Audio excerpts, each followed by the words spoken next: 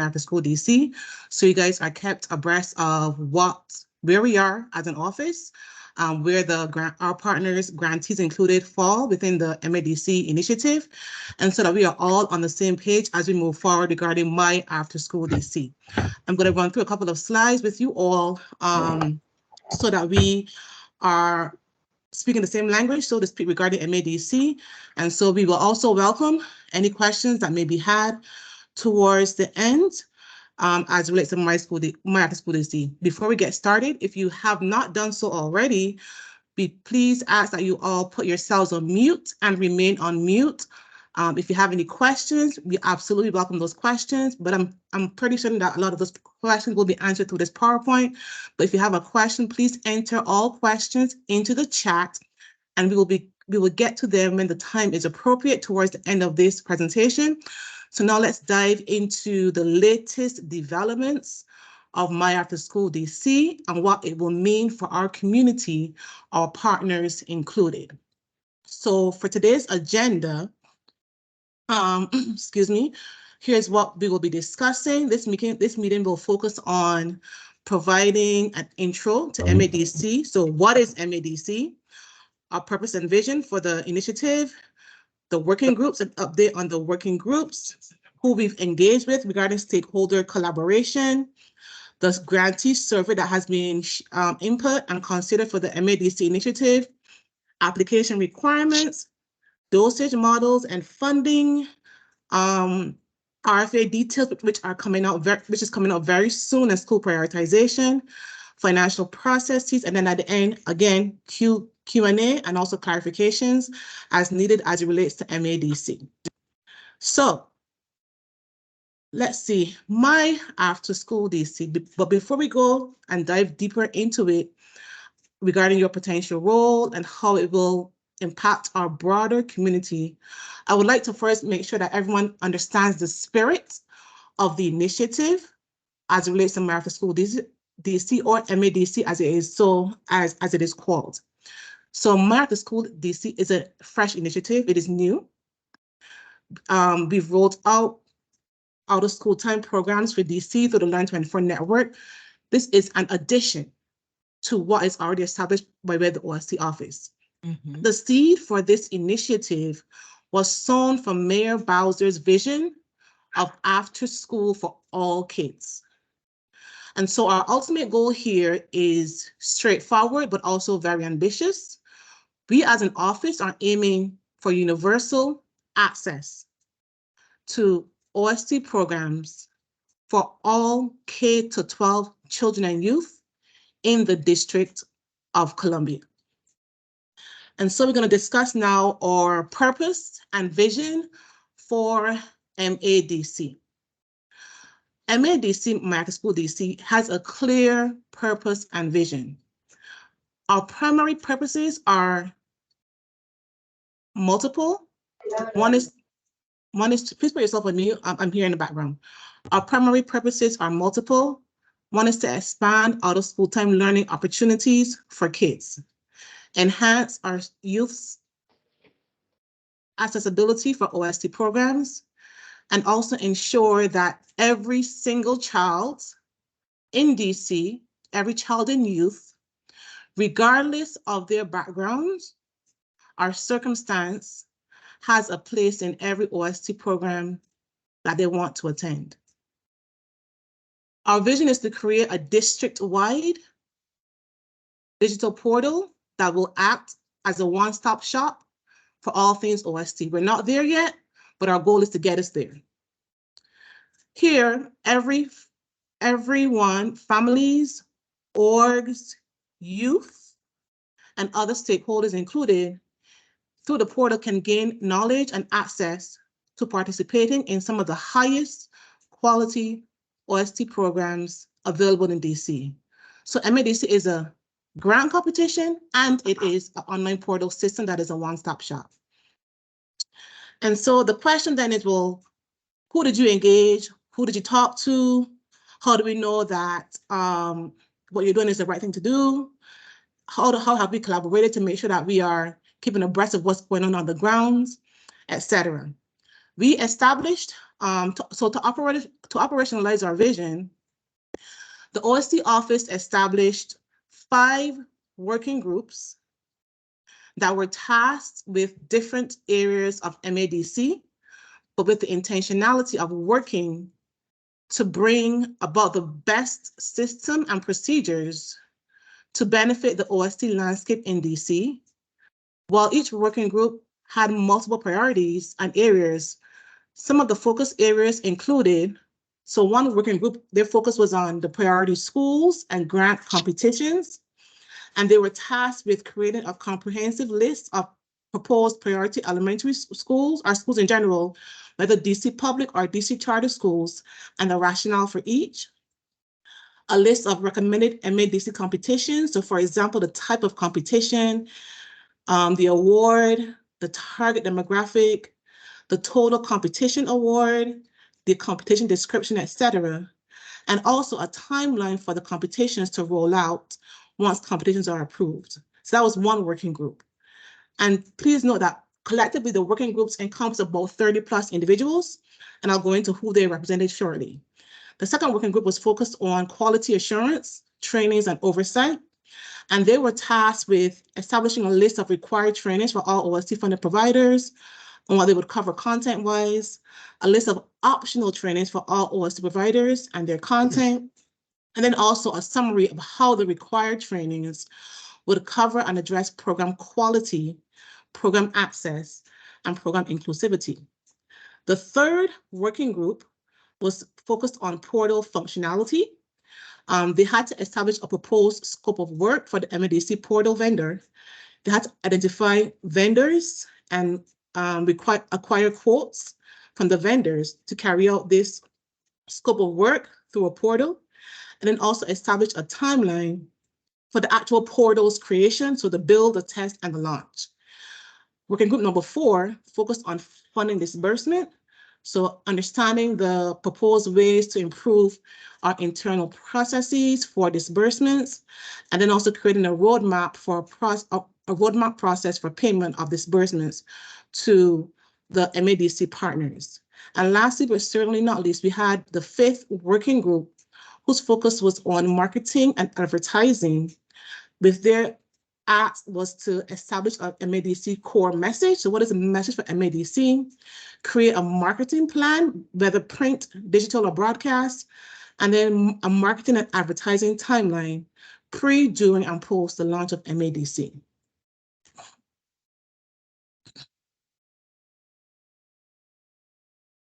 In addition to the working groups, we also engage other stakeholders. And so throughout this process, we engage with entities such as DCPS, OSTI, our OST grantees, DC Action, and an essential segment, DC Parents.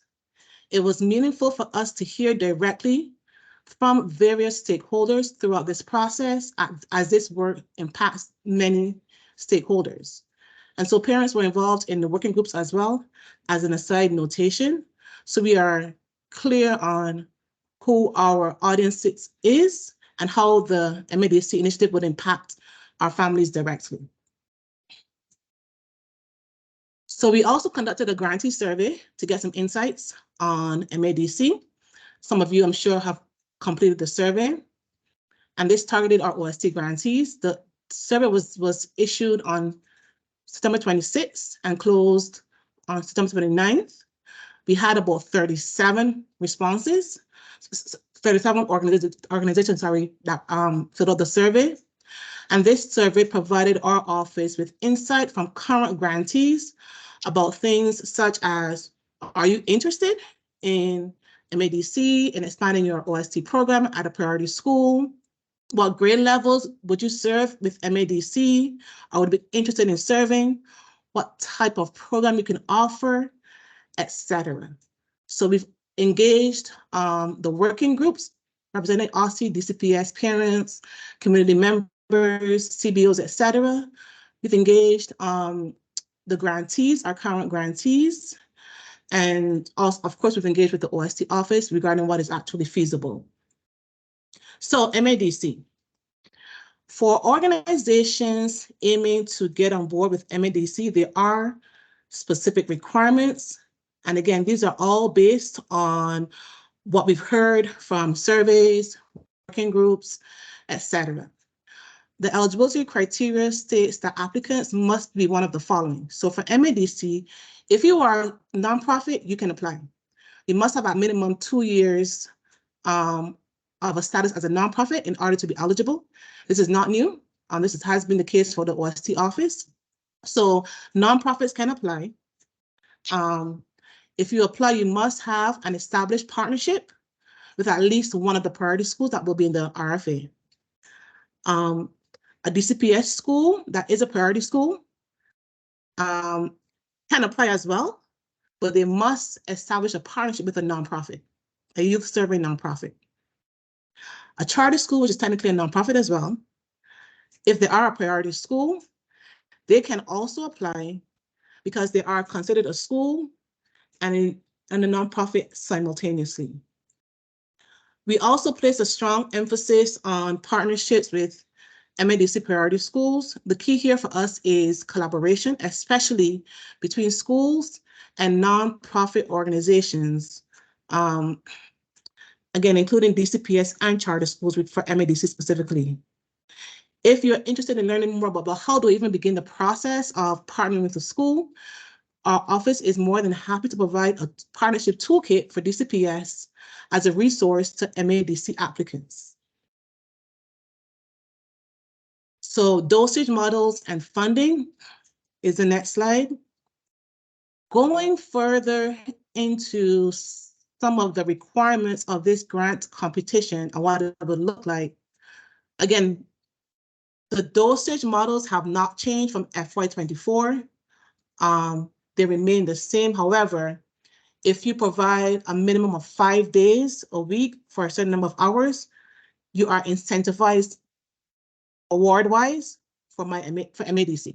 What am I talking about? So dosage models, again, remain the same as FY24 OST competition, and they are as follows, and these can be found in the FY24 RFA.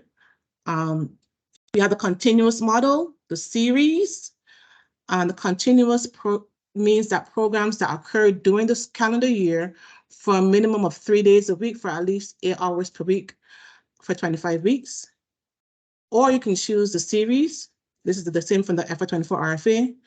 Program is scheduled across 3 or more program blocks during the school year, and with each series being a minimum of 6 or more continuous weeks for at least 6 hours per week for no less than 108 hours during the school year.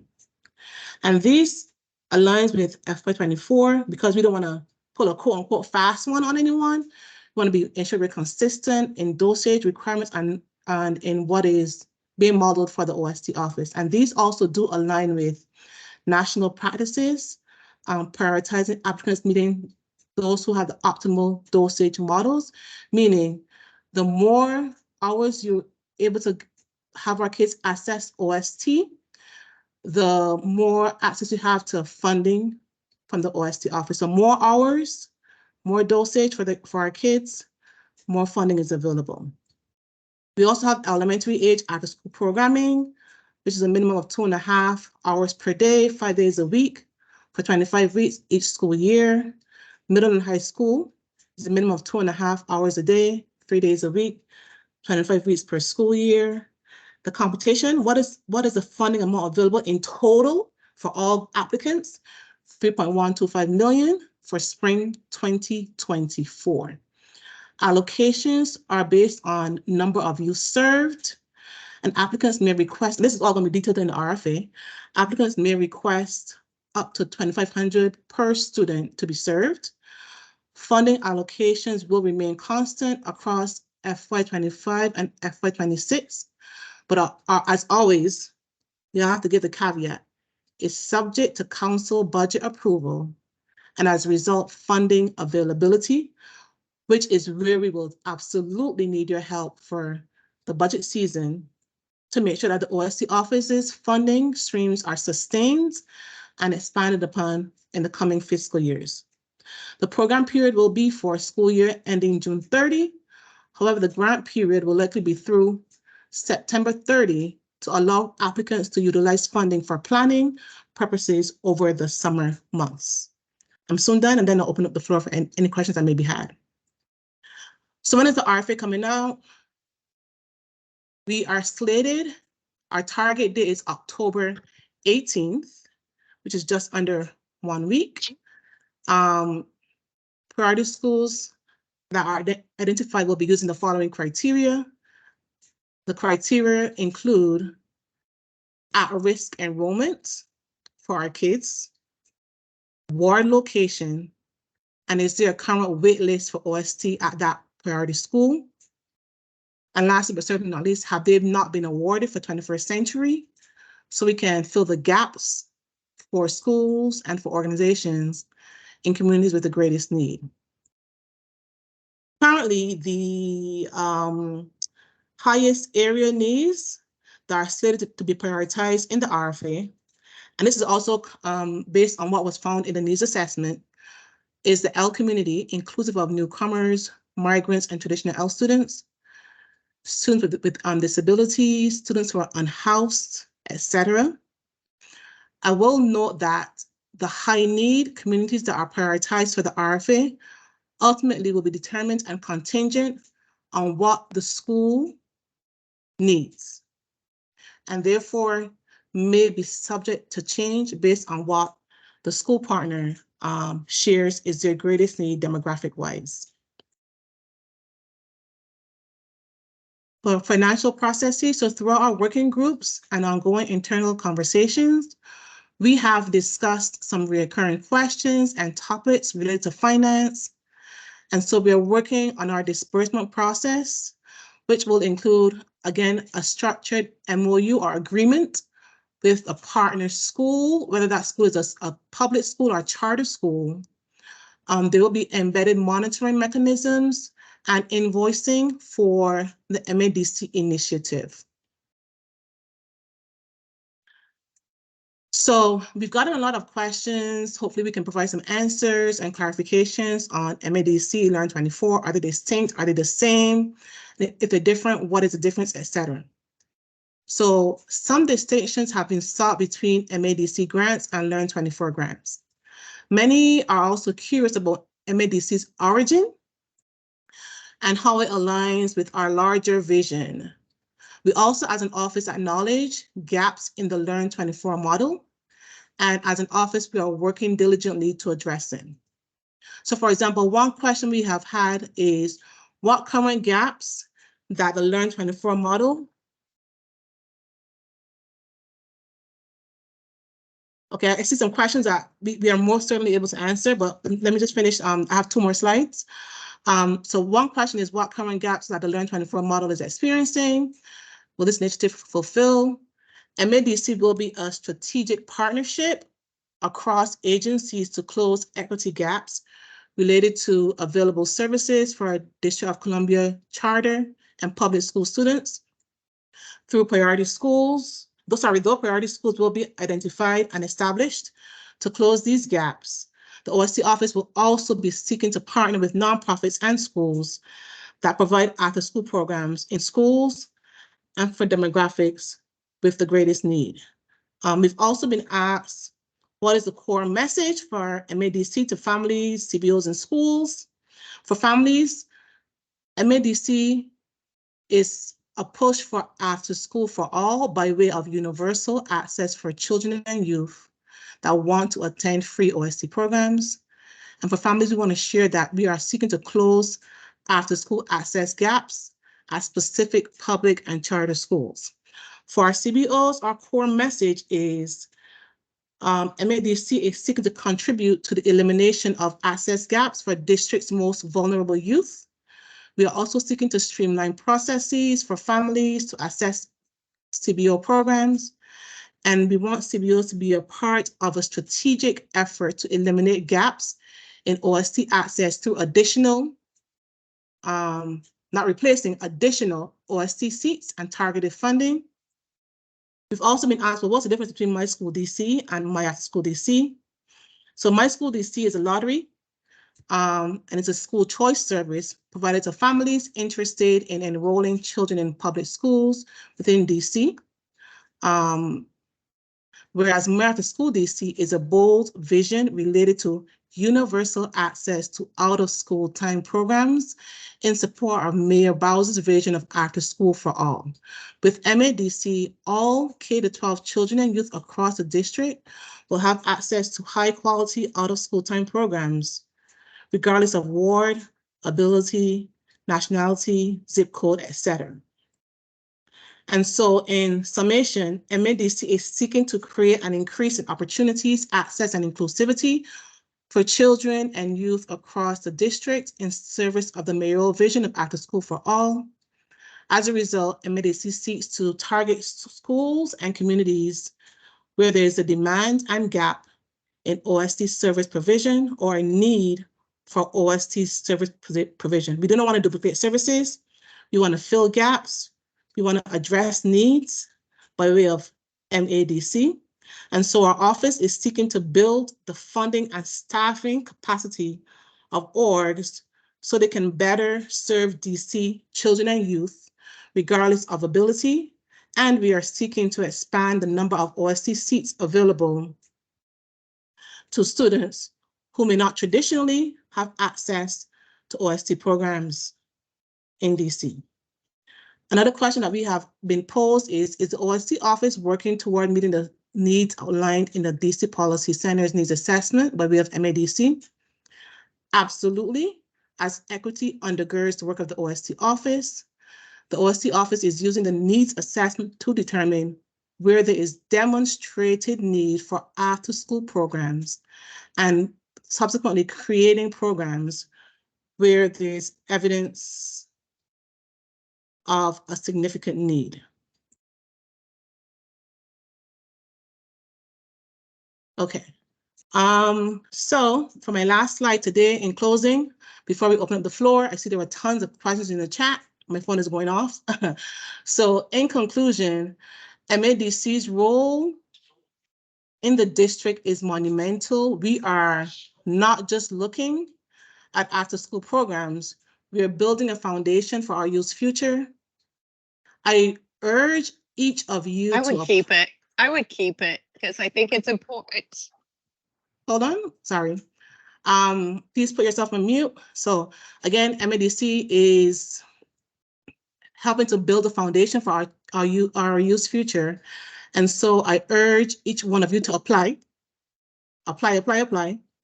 And we also urge you to share your thoughts. It is possible that this is a lot to take in at one time, and I'm sure you might have questions or comments. If you do, please email us at learn24@dc.gov, and that can be funneled to the applicable individual who can answer the question, or to me at shantia.law@dc.gov. But I would prefer you guys go to Learn24 first because I have my inbox is inundated. We will work regardless to answer your questions in a timely manner. And thank you guys for your time and commitment and for your attention as I shared a little bit more about MADC. I know there were some questions in the chat, but we also do welcome individuals who feel inclined to come off mute and share your thoughtful questions that have not been answered already in the chat by OST team members. Let's see what we have here.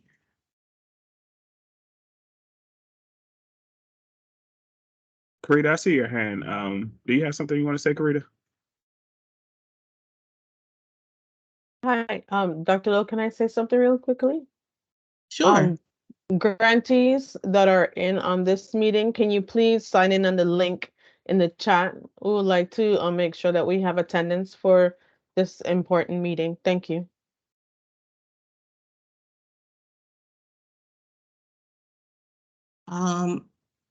What questions, feedback that is constructive, please feel free to share. If it has not been answered in the chat, please feel free as well to come off mute. Myself or the OSC office's team members would be more than happy to chime in with a response.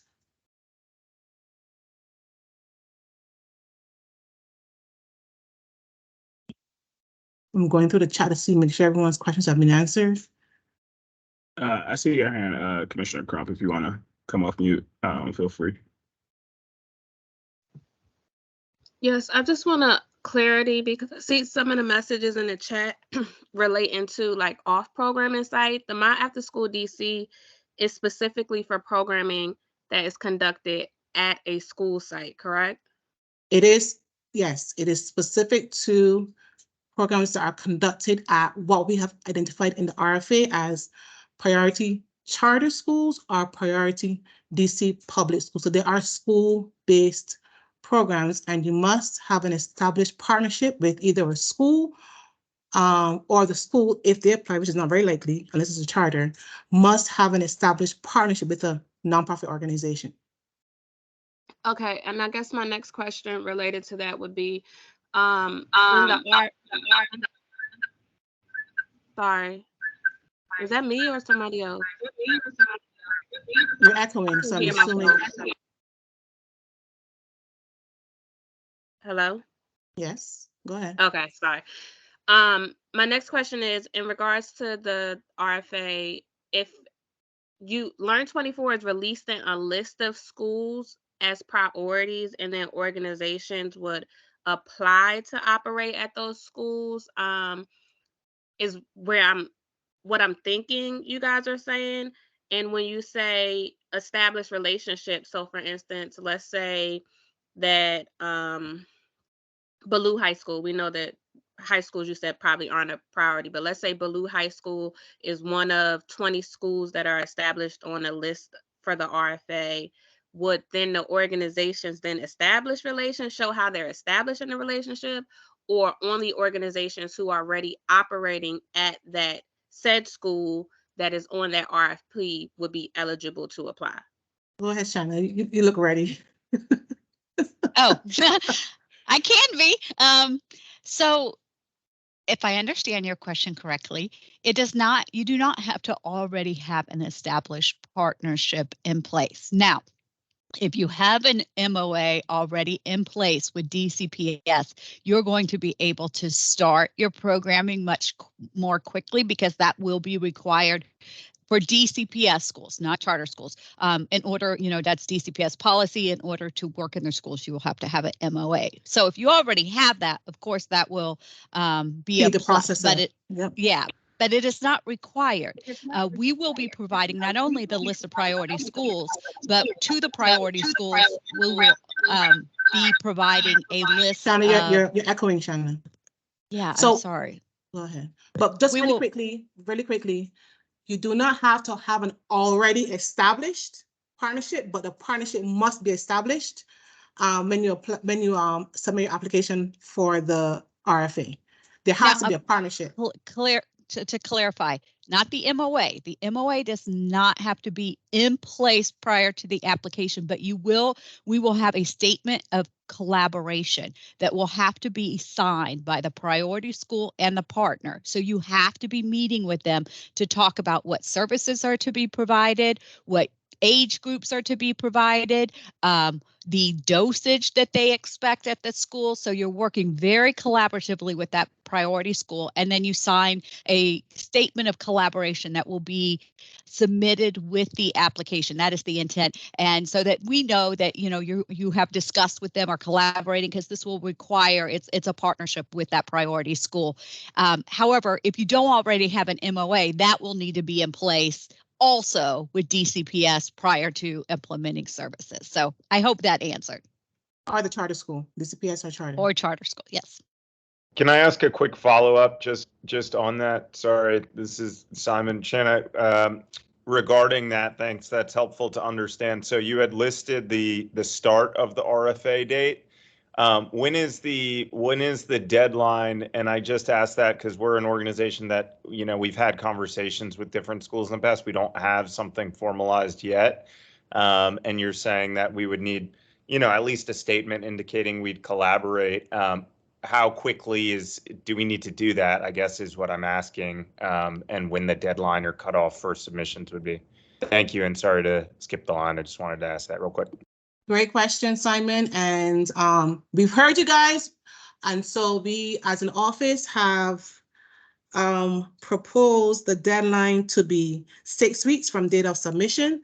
As of right now, just move it for me.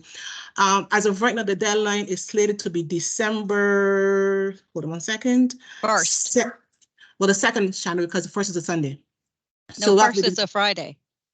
Did I look at the wrong calendar? Friday, December 1st would be 6 weeks. Yes, so 6 weeks exact, which is the first, yes. I was looking at the wrong calendar. So open October 18th, as of right now, closes December 1.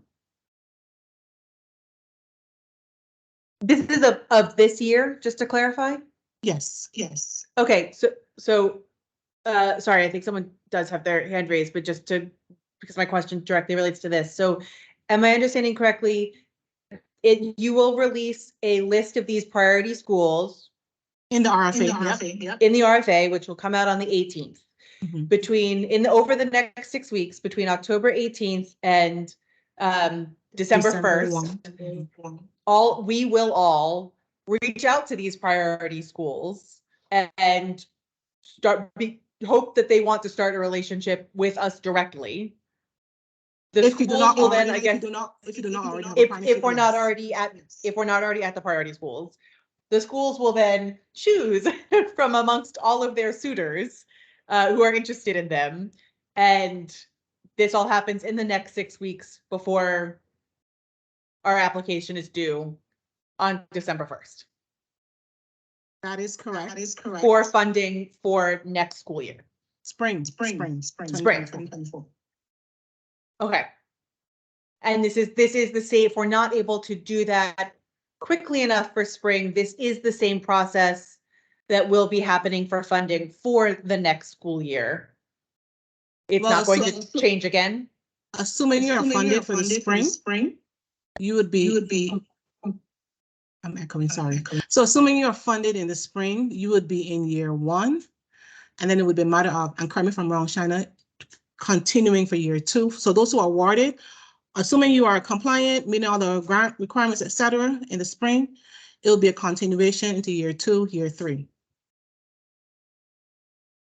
So you wouldn't necessarily have to do it again, because you've already been awarded for the spring, and barring any compliance issues, it would continue for the fall of FY25 and FY26. Correct.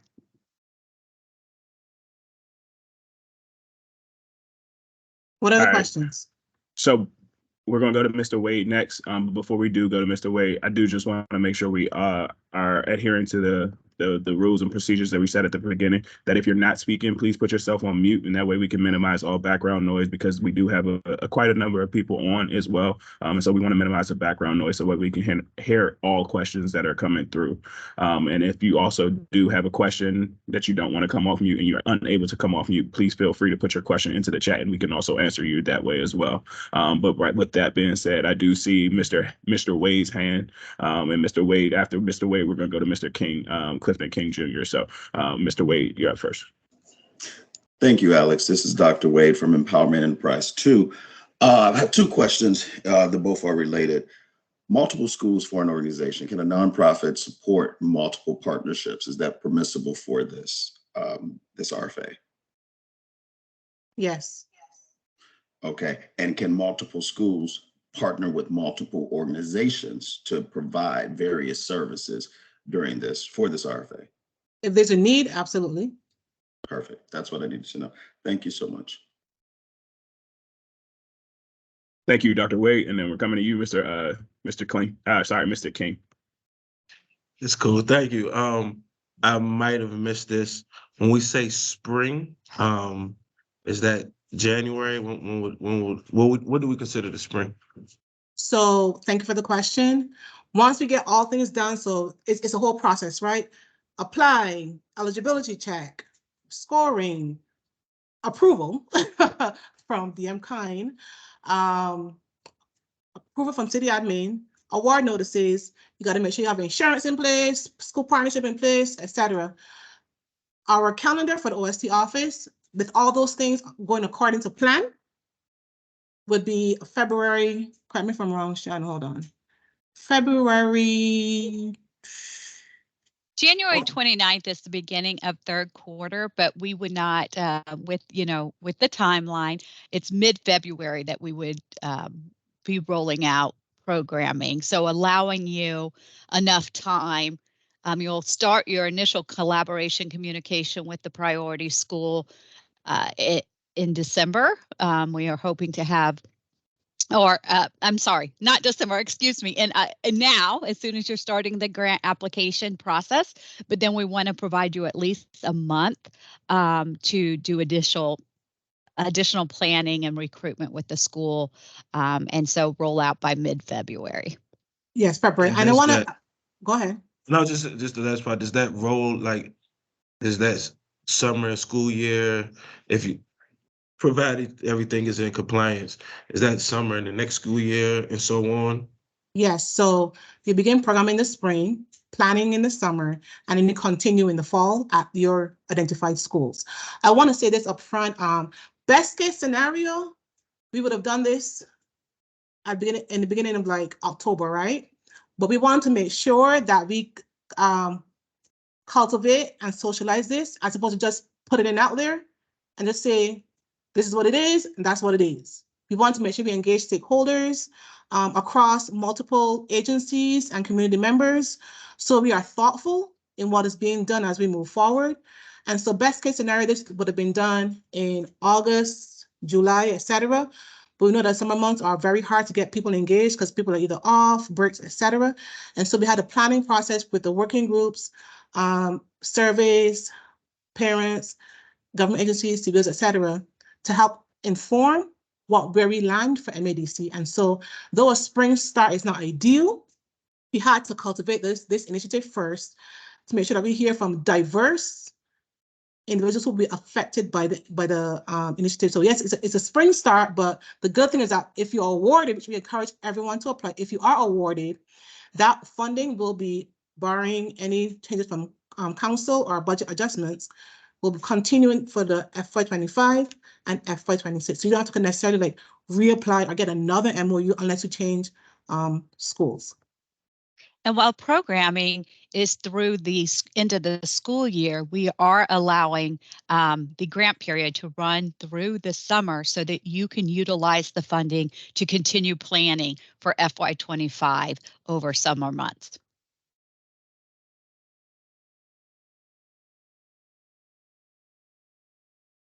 There's a question in the chat by, my apologies if I you know what, let me stop. Let me follow the format that Alex said. Alex, you navigate this these questions, whether raised hand or in the comments. All right, cool. And so we're just going to go to this raised hand, and that is Mark. We're going to go to Mark, and then after we go to Mark, we are going to go to Commissioner Krupp again. Yes, Mark and then Commissioner Krupp again.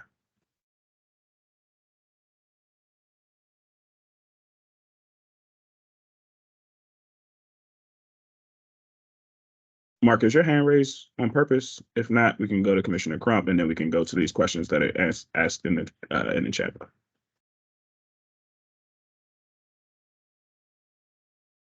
Call it Mark. 1, 2, 3. All right, we're going to you, Commissioner Crump.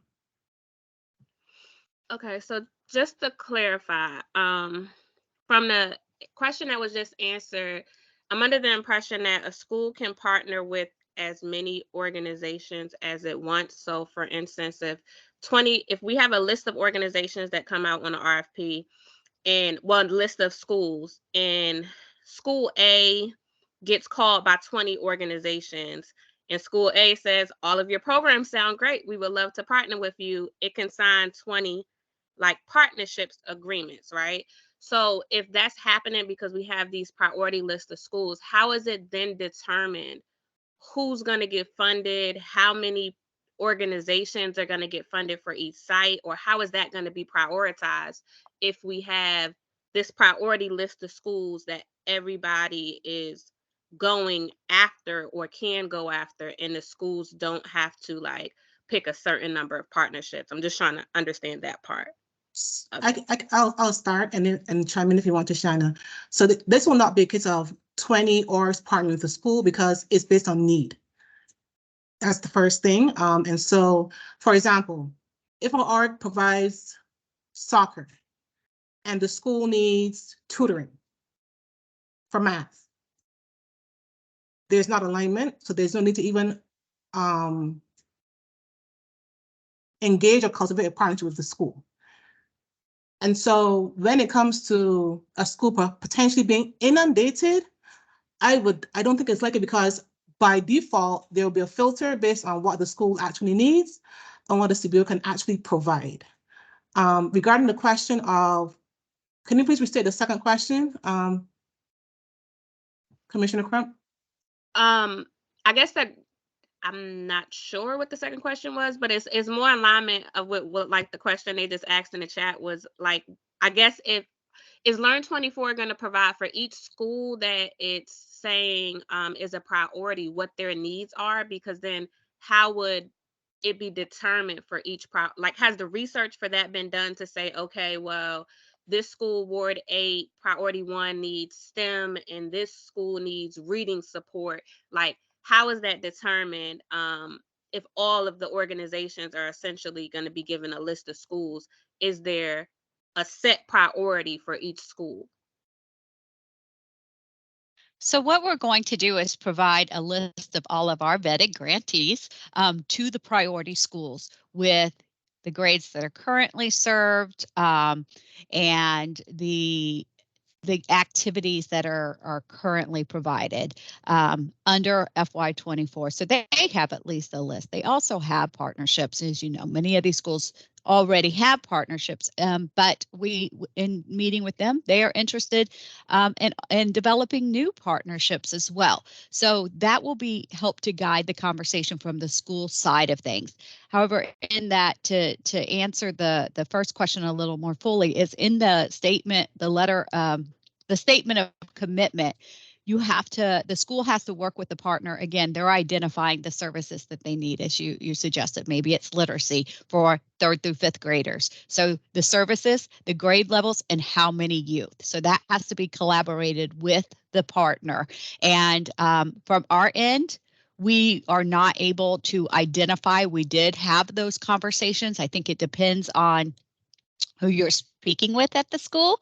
And so they will have to identify who is coordinating on their end that information with the partners and determining what area of services and youth that are going to be served through a collaborative partnership application through this particular competition. I wish it was a little more clear that we could provide you the list with exactly what they need, what grade levels, but we are just not able to provide that information on behalf of the priority schools, as we're still in the process of developing that, as we're waiting to hear what gaps we need to fill from the 21st century applications, and time is just not on our side. I definitely hear you that would be great to have from the grantee side, but we just don't have that information. It will require collaboration with those schools to determine.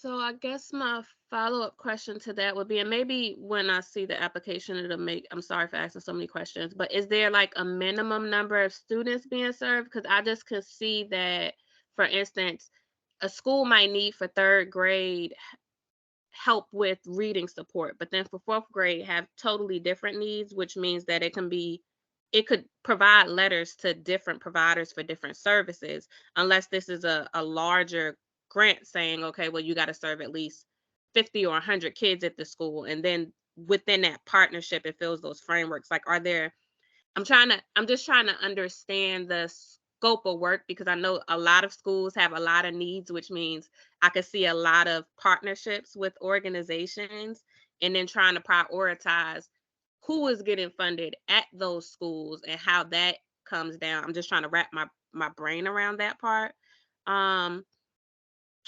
So I guess my question is, are there specifics on, like, can you serve 20? Can you apply to serve 20 kids, or can you apply to serve 10 kids or 50 kids within this partnership? And does it have to be a minimum amount at each priority school? There is no minimum amount. So you are absolutely correct in that the school can determine, listen, we need 20 people. We really just want to offer literacy tutoring for these 20 kids, but for these 50 kids, we want to do a creative arts program after school. They've got enough school during the day. We just want to really supplement creative arts. Those obviously it's just an example, but it's up to the school. There is no minimum. They can decide to partner with multiple organizations to meet their gap. This is really about closing the gap so that there is universal access to any student that wants the support or family for after school time programming at these priority schools. And it is up to the school in collaboration with the partners to determine what those services look like for how many and who.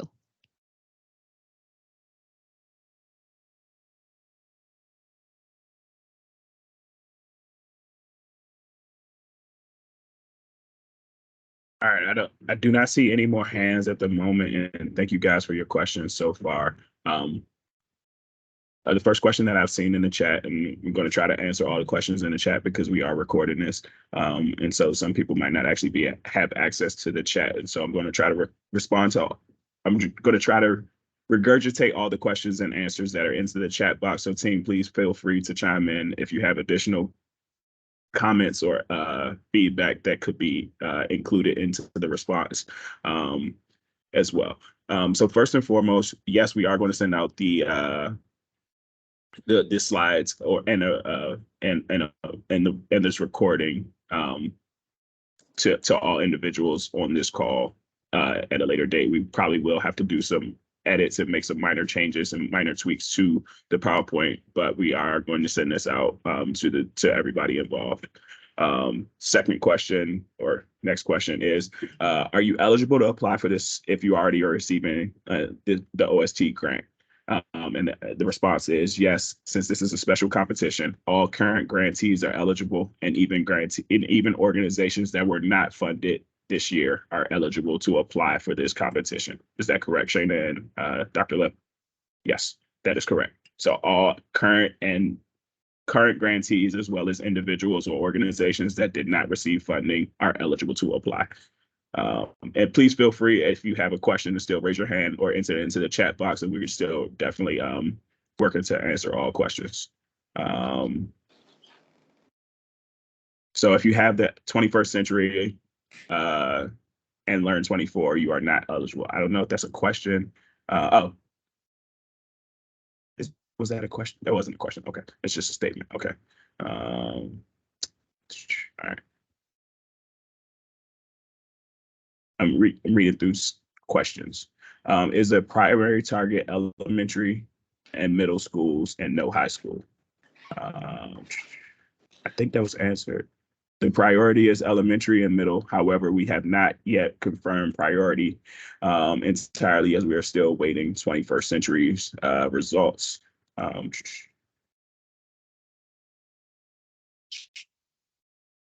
Will the My Afterschool DC grants be continued for a second and third year? If we expand to accommodate increased numbers and rent another facility and the program is not funded for a second or third year, then the initial investment is lost. Pending funding, and the response to that is pending of fund availability. We do anticipate these to be 3-year grant contracts. But also to that question, there would the programming has to take place at the priority school. So in your reference to renting additional facilities, I don't know that would be unless it was for your admin staff or something, but the programming has to take place at the priority school. Thank you for that clarification. How soon will programming be expected to start? I believe he says second semester. Mid-February. No. Mid-February. Late February. Okay, thank you. All right, keep going in.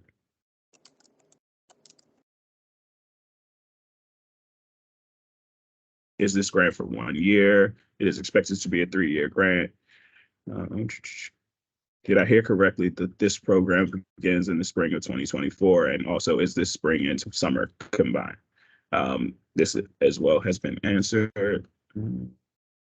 can we have the RFA and all guidance on the grant emailed to us? Yes, this will most certainly be emailed to you and provided to you once it becomes fully public. Yes, that is a yes. We are an established nonprofit providing after-school programming in DC. Will we need to have a partnership directly with the school to apply? I believe this question has been answered multiple times, so we're not going to talk about that one again. Is there an expectation that schools will play a part in recruiting?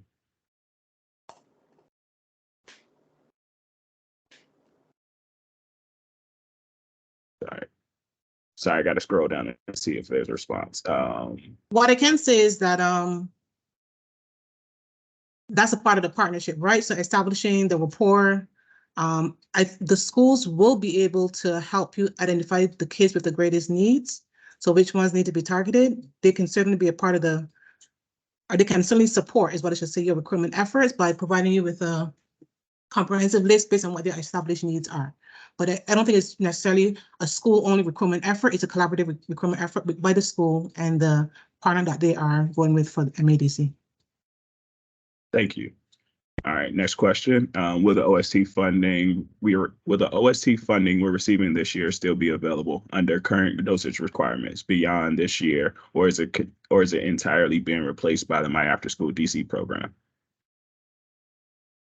Can you repeat the question, Alex? Sorry. Yes. Will the OST funding we're receiving this year still be available under current dosage requirements beyond this year, or is it entirely being replaced by the My Afterschool DC program and initiative? Two completely separate things. The funding that is currently allocated for current FY24 grantees is in place and intact. MADC is in addition. It is not replacing our current grantees. So to help us continue to keep that in addition, budget season, support us. So no, it's not replacing what is already established. It is supplementary, adding on to our already established partnerships with our current FY24 grantees. It's not replacing it. So there's no fighting for the funds. Okay. And then just as I pause for a second, if you have already heard all the questions and all the answers, and you want to jump off the call, please feel free to jump off the call. We thank you for joining us today. But if you just want to listen and hear these questions, as well as you might have additional questions that might come up based off of the responses or the questions that are being asked, please feel free to stay on. Just wanted to throw that out there just so everybody knows what we have concluded the presentation, and we are just going through all the questions, but we are welcoming all questions, and we are looking to provide as many answers as well as clarification that we can.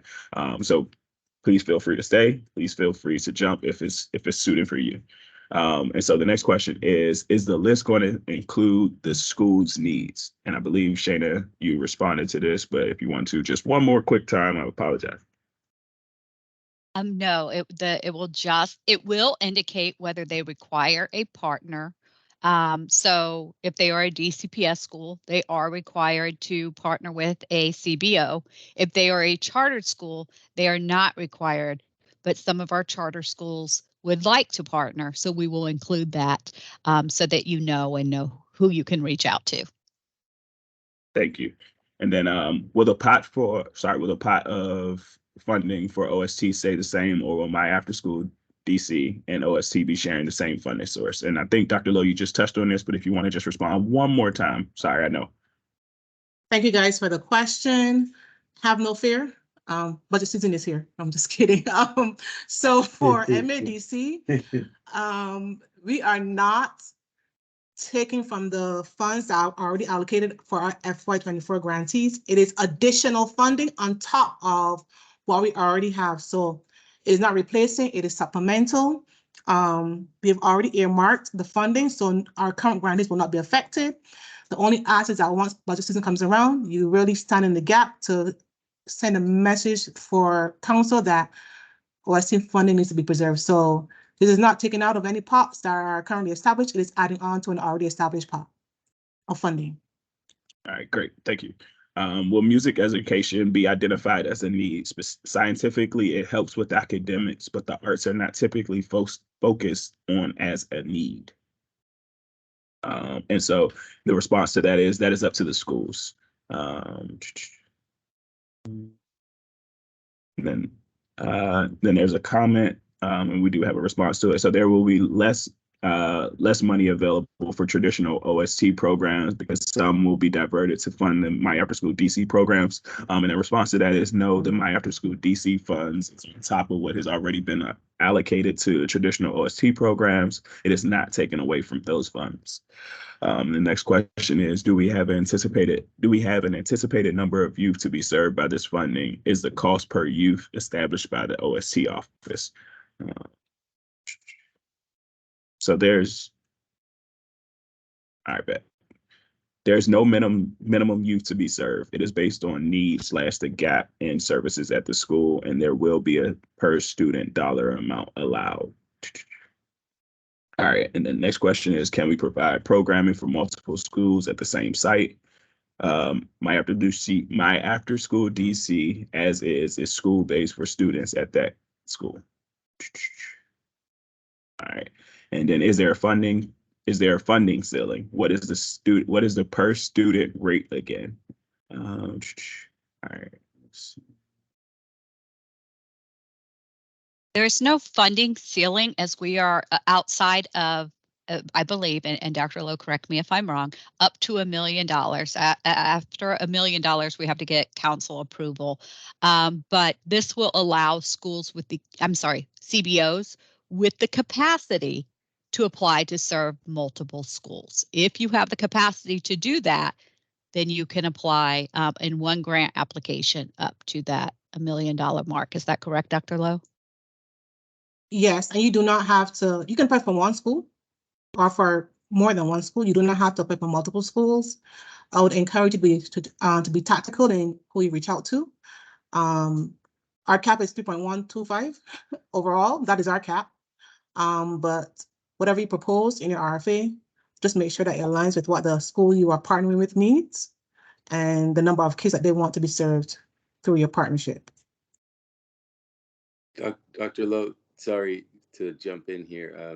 And I asked a couple questions. I think you and Jenna already answered them. This is Amir from Open Goal Project.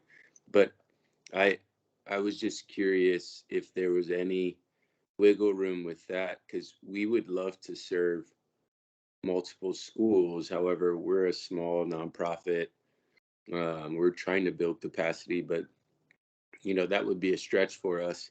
So I would just wonder if there was a couple schools in close proximity that met the threshold of being priority schools, if there was any possibility to combine, in our case, a holistic youth development and soccer program that could potentially serve a couple of schools. I would just be curious to see if there's any wiggle room with that specific element of it, because I think that would broaden our impact. That's the only reason I asked the question, and I think it would make it accessible to more students. Sorry if I'm beating a dead horse there. No, thank you for the question. So it has been left open-ended on purpose, so that, for example, say you want to serve 3 schools that are in close proximity to each other, and each school needs at minimum 5 staff. Build that into your budget ask. We don't expect the 3 staff from one school to serve the 3 schools. Maybe know that only one school can have 3 full-time staff. This is just an example. If you know that each school that you want to serve in close proximity to each other needs 3 staff members for each school, and you want 3 schools to serve in the area, budget or pitch to us for 9 staff members. Include that in your ask, in your RFA, in your application to the RFA, so that you are not stretched, and so that you do have the capacity to serve those schools in a way that's sustainable. Okay.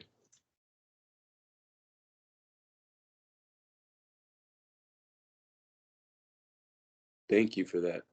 No problem. And I do have a hard stop at 12. I have literally another meeting to facilitate, but we welcome your questions, recommendations, etc. All right, Commissioner Crump, I see you. Go ahead, Commissioner Crump. So I just want to clarify for small organizations if with that proximity question. So let's say there's an organization that wants to serve like 8 to 10 students at each school and they're within proximity.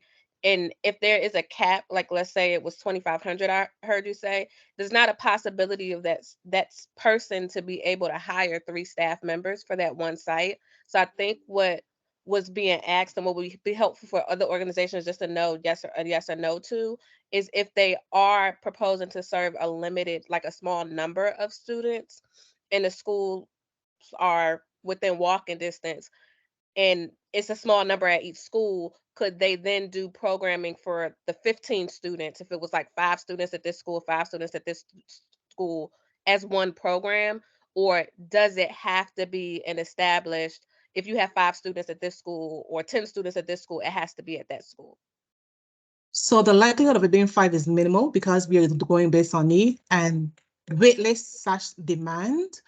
I don't think this will be an issue because of how we are framing the RFA, in that there would be a wait list and demand for OST. And so if there were, which is not very likely, a school that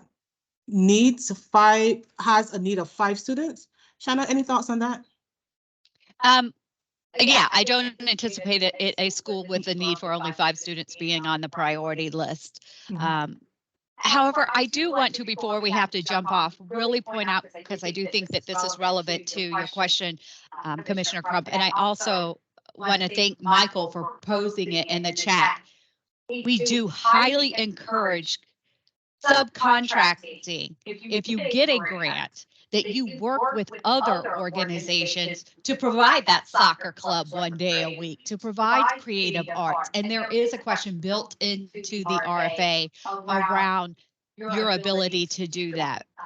So if you, for example, do not receive a grant, reach out to those that did. I just want to encourage that. We really want to encourage collaboration across our grantees that allows us to create more robust programming for our youth as a best practice, and it shares the wealth across all of our providers. Of course, we would love to be able to fund everyone because everyone has amazing programs serving the youth.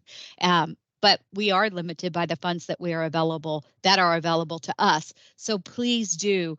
And we are looking to build in more opportunities to share a platform for you all to collaborate and learn more about each other as we move forward. But I just really want to encourage that.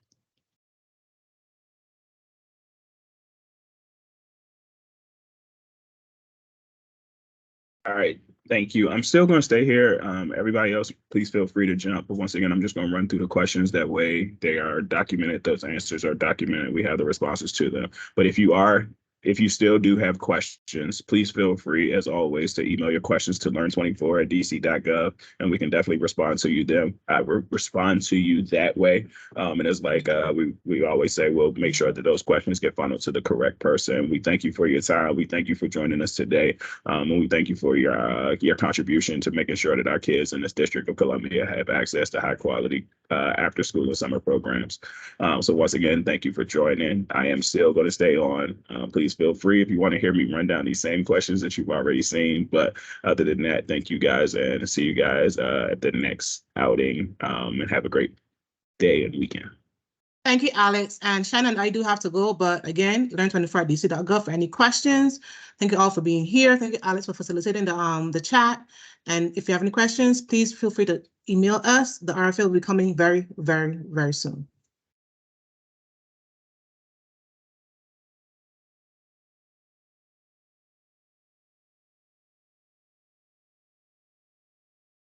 All right, so question was, I just wanted to clarify, if we ourselves are a public charter school, we are not eligible for this funding. That is actually not correct. Because you are a charter school, you are eligible for this grant competition as well as other grant competitions hosted through our office because you are a 501c3. Follow up to the current grantee eligibility question. Can the MADC funds go to a site funded by Learn24 already if this site is at a priority site? Okay. Or does it have to be a site funded by neither 21st Century nor Learn 24? It depends on whether the school is identified as a priority school, regardless of 21st Century or Learn 24 grantees already in the building. Could students from another school attend programming at a designated My Afterschool DC site? It will be for, and the response is, it will be for students at their priority schools. And so if there are students from nearby priority schools interested in attending our soccer and holistic youth development programming, they could attend programming at an MADC site. No, programming for My Afterschool DC sites will only be accessible for students attending that school.